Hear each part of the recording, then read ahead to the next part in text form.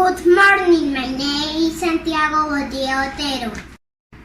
Today we will make a burger.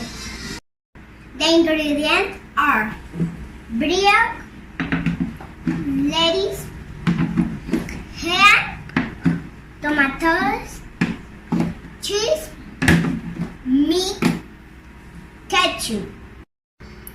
Like all the ingredients.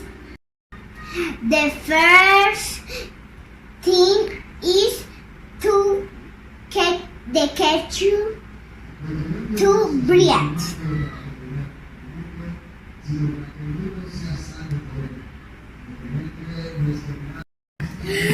The first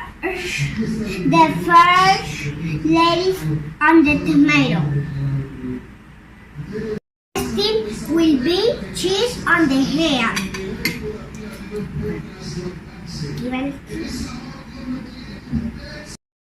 To finish, meat top off on the bread.